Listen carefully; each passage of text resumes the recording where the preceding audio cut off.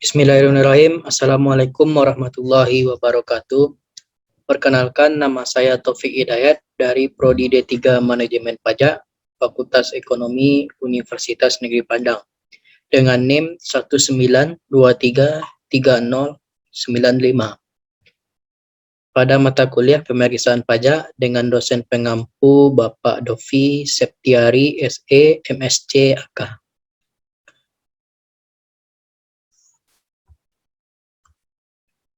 Pada kesempatan kali ini, saya akan menjelaskan mengenai auditing dan konsep pemeriksaan pajak. Pada pembahasan pertama, kita akan menjelaskan mengenai auditing yang terbagi atas 3 pokok pembahasan, yaitu yang pertama, pengertian auditing, jenis-jenis auditing, dan yang ketiga yaitu jenis-jenis auditor. Kita masuk pada pembahasan yang pertama, yaitu pengertian auditing. Pengertian auditing adalah suatu kegiatan atau aktivitas pengumpulan dan juga pemeriksaan bukti secara objektif yang berhubungan dengan suatu informasi atau data untuk menentukan dan juga membuat laporan mengenai tingkat kesesuaian antara informasi dengan standar atau kriteria yang sudah ditentukan. Sedangkan pengertian auditing menurut Mulyadi adalah suatu proses sistematik untuk mendapatkan dan mengevaluasi bukti secara objektif tentang berbagai pertanyaan mengenai kegiatan dan kejadian ekonomi dengan tujuan untuk menetapkan tingkat kesesuaian antara pertanyaan tersebut dengan kriteria yang sudah ditetapkan serta penyampaian hasil lainnya kepada pemakai yang berkepentingan. Nah, itulah pengertian dari auditing secara umum dan pengertian auditing menurut Mulyadi. Selanjutnya yaitu jenis-jenis auditing. Yang pertama yaitu audit laporan keuangan. Audit laporan keuangan adalah auditing yang dilakukan oleh seorang auditor independen atas laporan keuangan yang disajikan oleh suatu organisasi bisnis atau kliennya untuk menyatakan pendapat tentang kewajaran dari sebuah laporan keuangan tersebut. Dalam auditing laporan keuangan, seorang auditor independen akan menilai kewajaran suatu laporan keuangan terhadap dasar atau landasan kesesuaiannya dengan prinsip akuntansi yang diterima umum atau SAK. Jenis auditing yang kedua yaitu audit kepatuhan. Audit kepatuhan adalah auditing yang mempunyai tujuan untuk dapat menentukan apakah yang diaudit sudah sesuai dengan keadaan, kebijakan, atau peraturan tertentu. Hasil dari pengauditan tersebut pada umumnya akan dilaporkan kepada pihak yang mempunyai wewenang untuk membuat kriteria atau standar. Jenis audit ini banyak ditemui dalam pemerintahan, salah satunya dalam pemeriksaan pajak. Jenis auditing yang ketiga yaitu audit operasional atau operational audit. Adalah suatu review yang dilakukan secara sistematik terhadap kegiatan suatu organisasi atau bagiannya dalam kaitannya dengan suatu tujuan tertentu. Tujuan dilakukannya auditing operasional adalah sebagai berikut, yaitu yang pertama, untuk mengevaluasi kinerja. Yang kedua, untuk mengidentifikasi kesempatan untuk peningkatan. Yang ketiga, untuk membuat rekomendasi perbaikan dan tindakan lebih lanjut.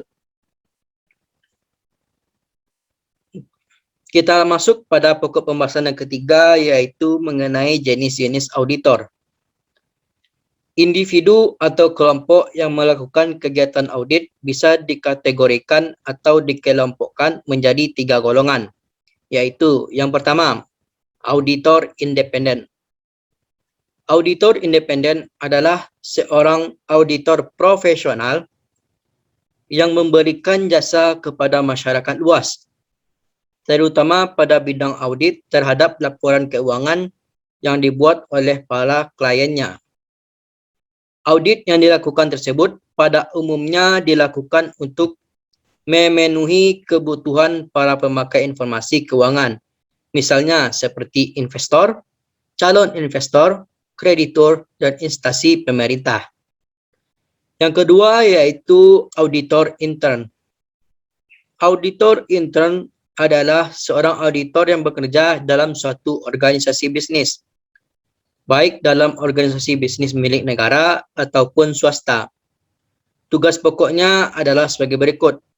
Yang pertama yaitu menetapkan apakah kebijakan atau keputusan prosedur yang ditetapkan oleh para manajemen puncak sudah dipatuhi.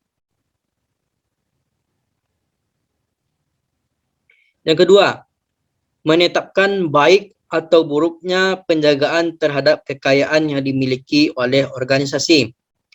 Yang ketiga, menetapkan efisiensi dan efektivitas dari prosedur kegiatan yang dilakukan oleh organisasi.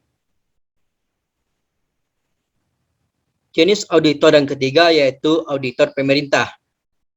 Auditor pemerintah adalah seorang auditor yang bekerja pada instansi pemerintah yang mempunyai tugas pokok melakukan pengauditan terhadap pertanggungjawaban keuangan yang disajikan oleh berbagai unit organisasi atau entitas pemerintahan atau pertanggungjawaban keuangan yang disajikan untuk pemerintah. Meskipun banyak sekali auditor yang bekerja di instansi pemerintah, tapi pada umumnya yang disebut sebagai auditor pemerintah adalah auditor yang bekerja di, yang pertama, Badan Pengawas Keuangan dan Pembangunan atau BPKP. Yang kedua, Badan Pemeriksaan Keuangan atau BPK. Dan yang ketiga yaitu instansi pajak. Baik, itulah penjelasan saya mengenai auditing. Kita masuk pada materi yang kedua yaitu konsep pemeriksaan pajak. Pada materi kali ini kita membahas 3 sub pokok materi, yaitu yang pertama, pengertian pemeriksaan pajak. Yang kedua, jenis pemeriksaan pajak. Dan yang ketiga, tujuan pemeriksaan pajak. Baiklah, kita masuk pada pembahasan yang pertama yaitu pengertian pemeriksaan pajak. Pemeriksaan pajak adalah serangkaian kegiatan menghimpun serta mengolah data, keterangan dan bukti yang dilaksanakan secara objektif serta profesional berdasarkan standar pemeriksaan untuk menguji kepatuhan pemenuhan kewajiban perpajakan atau bertujuan untuk melaksanakan ketentuan peraturan perundang-undangan tentang perpajakan. Adapun jenis-jenis pemeriksaan pajak yaitu yang pertama, pemeriksaan lapangan. Pemeriksaan lapangan dilakukan di tempat tinggal, tempat usaha, atau tempat bekerja wajib pajak, serta tempat lain yang dianggap perlu dalam pelaksanaannya. Wajib pajak diwajibkan untuk, yang pertama, memperlihatkan buku atau dokumen yang menjadi dasar pembukuan dan dokumen lain yang berhubungan dengan penghasilan. Yang kedua, memberi kesempatan untuk mengakses data yang dikelola secara elektronik. Selanjutnya yaitu memberi bantuan untuk kelancaran pemeriksaan.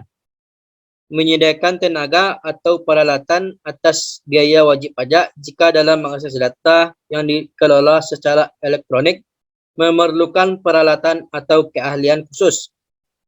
Selanjutnya yaitu memberikan kesempatan pemeriksa pajak membuka barang bergerak atau tidak bergerak.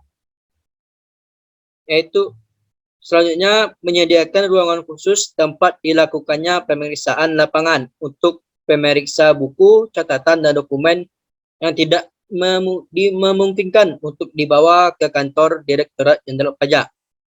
Selanjutnya yaitu menyampaikan tanggapan secara tertulis atas surat pemberitahuan hasil pemeriksaan. Dan yang terakhir yaitu memberikan keterangan lisan atau tertulis yang diperlukan.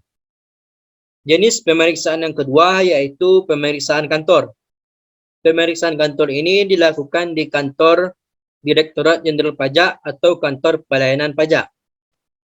Saat melaksanakan pemeriksaan kantor, wajib pajak diwajibkan untuk yang pertama, memenuhi panggilan menghadiri pemeriksaan sesuai waktu yang ditentukan.